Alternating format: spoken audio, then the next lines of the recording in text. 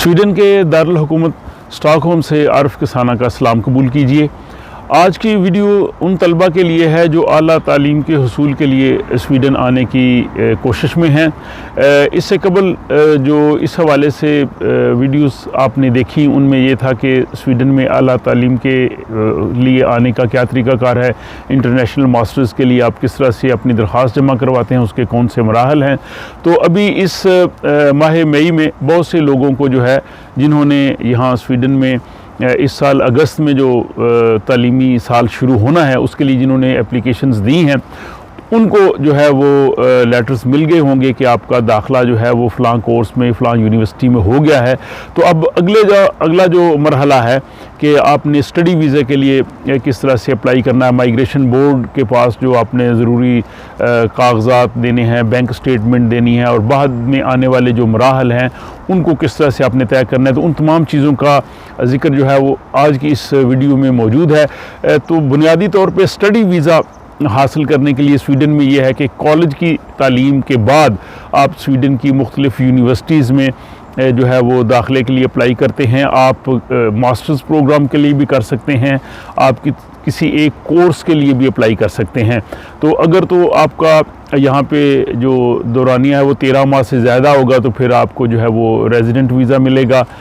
लेकिन अगर आपका क़याम जो है वो उससे कम है या किसी मुख्तसर कोर्स के लिए आ रहे हैं, आप फॉर एग्ज़ाम्पल 3 माह के लिए कोर्स के लिए आ रहे हैं, तो फिर आपको उस जो है वो मुद्दत का वीज़ा दिया जाएगा।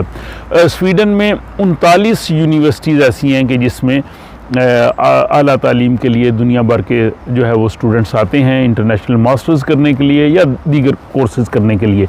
तो जब आपको ये दाखिले का लेटर कल अक्सर स्टूडेंट्स को मिल गया होगा, कुछ शायद वेटिंग लिस्ट पे हों, तो उनको भी आने वाले दिनों में इत्तला मिल जाएगी कि आपका दाखिला हो गया है। अब दाखिला होने के बाद के जो मराहल हैं, आपने स्टडी वीज़ा के लिए जो है वो अप्लाई करना है, अपने वो कागज़ात एम्बेसी को देने हैं।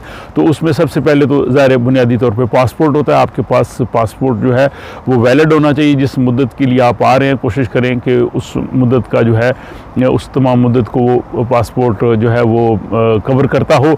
उसके बाद फिर आपका दाखिला जो है वो फुल टाइम होना चाहिए। वो फुल टाइम स्टडी है तो वो उसमें ज़्यादा बेहतर है और जिसमें आपकी वहाँ पे प्रेजेंस ज़रूरी है, यानी वो ये नहीं कि ऑनलाइन कोर्स हो तो उसमें ज़ाहिर फिर आपके लिए वीज़ा हासिल करना मुश्किल होगा। फिर आपने जो सबसे इम्पॉर्टेंट इसके बाद अगली चीज़ होती है वो आपने ये एम्बेसी को ये बताना है कि आपके पास जो है वो अखराजात पैसे मौजूद हैं। जितनी मुद्दत आप स्वीडन में रहेंगे आप अपना ख़र्चा ख़ुद उठा सकते हैं और उसके लिए आपको अपनी बैंक स्टेटमेंट्स जो हैं वो आपको देनी होंगी। तो अखराजात के हवाले से ये सबसे इम्पॉर्टेंट सवाल होता है क्योंकि एडमिशन आपका हो गया, लेकिन उसके बाद जब उन्होंने माइग्रेशन बोर्ड ने एम्बेसी ने आपको वीज़ा इशू करना है तो उन्होंने ये देखना है कि आपकी माली हैसियत मुस्तहकम है, आपके पास इतने फंड्स मौजूद हैं कि आप इस दौरान स्वीडन में रह सकेंगे। आप ट्यूशन फ़ी आपने अदा करनी है, उसके बाद वहाँ पे जो रहना है उसके अखराजात हैं। तो उन चीज़ों को मद्देनज़र रखना बहुत ज़रूरी है। तो माइग्रेशन बोर्ड ने इस हवाले से जो गाइडलाइंस जो पेश की हैं वो मैं आपके सामने रखता हूँ। तो यहाँ रहने के लिए अखराजात के हवाले से माइग्रेशन बोर्ड ने जो ताज़ा तरीन जो अदाद शुमार दिए हैं उसमें यह है कि अगर तो आपको स्कॉलरशिप मिल रहा है तो आपने उनको बताना है कि जी मुझे स्कॉलरशिप मिल रहा है, उससे मुझे इतनी रकम मिलेगी जो मेरे बहुत से अखराजात को जो है वो पूरा कर सकेगी। दूसरी सूरत यह है कि अगर किसी ऑर्गेनाइजेशन या किसी ऐसे इदारे के तहत आप जो है वो आला तालीम के लिए आ रहे हैं, वो आपको रिहाइश मुफ्त फराहम करेगा या अगर आपको वो खाना मुफ्त फराहम करेगा, तो फिर आपने उनको बताना है कि मुझे रहने के लिए या खाने पीने के लिए जो है इस इदारे की तरफ से या इस ऑर्गेनाइजेशन की तरफ से जो है वो मदद मिलेगी।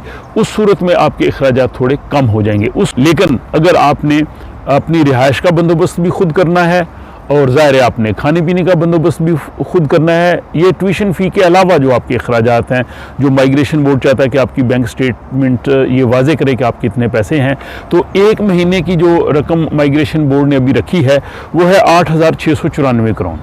8694 करोड़ एक महीने का ख़र्चा जो है वो एक स्टूडेंट का होता है। अगर वो अपनी रिहाइश लेके रहेगा, वो खाए पिएगा, आप बेशक इससे कम खर्च करें आके, वो एक अलग बात है, और लोग ज़ाहिर कम करते हैं, लेकिन उन्होंने जो स्टैंडर्ड रखा है, जो आपकी वो बैंक स्टेटमेंट से देखना चाहते हैं, वो ये है।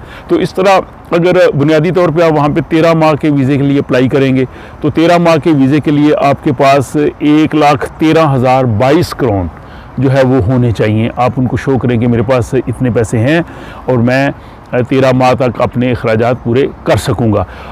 इसके साथ वो लोग जिनके साथ उनके पार्टनर भी स्वीडन में आ रहे हैं, तो पार्टनर का जो अजाफी आपको बताना पड़ेगा उसका है 3,622 करोड़। एक आपके जो साथी है, हस्बैंड या वाइफ जो आपके साथ आ रहा है, उसका आपको बताना है कि महीने के इतने पैसे भी मेरे पास मौजूद हैं। तो वो रकम बन जाती है 47,092 स्वीडिश करोड़ अजाफी तौर पे। इसके साथ अगर आप किसी का साथ बच्चा भी आ रहा है छोटा, तो एक बच्चे का जो खर्च है तो वो उन्होंने बताया 2,173 स्वीडिश करोड़। तो ये यानी आपने इस हिसाब से देने हैं। अगर आप अकेले हैं और 13 माह का आपका वीज़ा है तो फिर 1,13,000 करोड़ आपके लिए बैंक स्टेटमेंट में काफ़ी है। लेकिन अगर आपका साथ पार्टनर आ रहा है तो 47,000 स्वीडिश करोड़ उसमें और ऐड कर लें, और अगर आपका एक बच्चा है तो उसके 28,000 स्वीडिश करोड़ मज़ीद ऐड कर लें। ये है 13 माह की वीज़े के लिए। अगर आप 6 माह के वीज़े के लिए आ रहे हैं तो फिर ज़ाहिर है आप 8,694 करोड़ एक महीने का है, उसको आप 6 माह से ज़रब दे लें, वो 52,000 स्वीडिश करोड़ बन जाएगा। और उसके साथ अगर आपका पार्टनर भी 6 माह के लिए आ रहा है तो उसी हिसाब से उनका 21,000 स्वीडिश करोड़ तकरीबन बन जाता है, और बच्चे का जो तकरीबन 13,000 बन जाता है। तो ये फाइनेंशियल जो सर्टिफिकेट है, बैंक का सर्टिफिकेट है, ये बड़ा अहम है। तो बहुत से लोगों को इस सिलसिले में परेशानी होती है, तो इसका आप ज़रूर बंदोबस्त कर लें। अभी आपके पास थोड़ा वक्त है भी है, और बहुत से लोगों ने तो ज़ाहिर पहले से इस चीज़ को अपने आप को प्रिपेयर किया होगा। फिर इसके बाद जब आपने एप्लीकेशन वहाँ पे जमा करवानी है तो एप्लीकेशन की जो फ़ी भी है वो फ़ी तकरीबन 1500 स्वीडिश करोना है, और अगर आपके साथ कोई बच्चा आ रहा है तो उसकी 750 स्वीडिश करोन जो है वो फ़ी आपने जमा करानी है। ये जब सारी चीज़ें आपको दे देंगे तो फिर आपको वो एक कंट्रोल नंबर इशू कर देंगे, जो आपका रेफरेंस नंबर होगा, जो आइंदा अगर आपने माइग्रेशन बोर्ड से, एम्बेसी से या अपनी यूनिवर्सिटी से जो है वो रब्ता करना है तो वो कंट्रोल नंबर आप देंगे तो उसमें तमाम जो है वो तफसीलात आ जाएंगी। और ये सारा जब प्रोसेस हो जाएगा, अमूमी तौर पे इस पर 4 हफ्ते लग जाते हैं इस प्रोसेस में। अगर उसमें कोई पेचीदगी ना हो या उसमें कुछ कमी ना हो तो फिर जो है वो इसका फ़ैसला वो करने में उनको आसानी रहती है। तो फिर आपको जो है वो बायोमेट्रिक के लिए बुलाएंगे। आप एम्बेसी में आपका जो है वो बायोमेट्रिक जो है आपका जो फिंगरप्रिंट वगैरह वो आप और तस्वीर वगैरह वो आपकी ले लेंगे, और उसके बाद जो है आपको वो कार्ड इशू हो जाएगा और आप स्वीडन में आ जाएंगे। और यहाँ पे अगस्त में, मिड अगस्त में जो है वो अगला तालीमी साल शुरू होगा जिसमें आप जो है वो शिरकत कर सकेंगे। अगर किसी वजह से आपकी एप्लीकेशन जो है वो रिफ्यूज़ हो जाती है तो इनकार की सूरत में आप 3 हफ्ते के अंदर अंदर अपील कर सकते हैं, और आप उनको बता सकते हैं कि ये मेरा जो फैसला, आपने जो फ़ैसला किया है इससे मुझे इत्तेफाक नहीं है, और आप जो उन्होंने एतराज़ किया हो आप उनका जवाब दे सकते हैं। जब आप स्वीडन जब ये मराहल से आप गुजर जाएँ तो अपनी रिहाइश का बंदोबस्त ज़रूर कर लीजिए। ये सबसे बड़ा मसला होता है। एक अकेला लड़का जो है वो एक छोटे से अपार्टमेंट में रहता है, अमूमी तौर पे उसका 4-5 हज़ार किराया होता है एक महीने का। लेकिन बाज़ हमारे स्टूडेंट्स जो है वो 2-2, 3-3 भी अपने कमरों में रहते हैं, प्राइवेट रिहाइश भी अरेंज कर लेते हैं। वो आपकी अपनी ज़िम्मेदारी है। आप जहाँ आपका दाखिला हुआ होगा जिस यूनिवर्सिटी में, वहाँ से उस शहर से आपको ईमेल्स भी आई होंगी, वो रिहाइश की भी आपको इन्फॉर्मेशन देंगे। या वहाँ पे मुख्तलिफ़ शहरों में जो पाकिस्तानी स्टूडेंट्स रह रहे हैं आप उनको सोशल मीडिया पे भी फाइंड आउट कर सकते हैं, जैसे स्टॉकहोम में, उपसाला में, लिन शॉपिंग में, इन या बाकी BTH वगैरह में भी हमारे पाकिस्तानी स्टूडेंट्स हैं, उनके फेसबुक पेजेस हैं, उनसे रब्ता करके भी आप जो है वो रिहाइश का बंदोबस्त कर सकते हैं, या आपके किसी जानने वाला है उनके साथ भी, ताकि आपको फिर दिक्कत ना हो।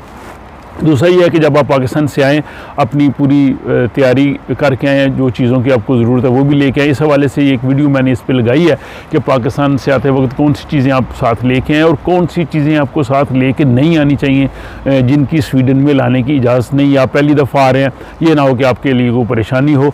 तो आप इन तमाम चीज़ों को मद्देनज़र रखिए। अगर मज़ीद आपके सवालात हों तो आप कमेंट्स बॉक्स में लिख दीजिए ताकि उनका मैं जवाब दे सकूं या उस हवाले से मज़ीद वीडियो जो है वो बना के आपके सामने पेश करूं।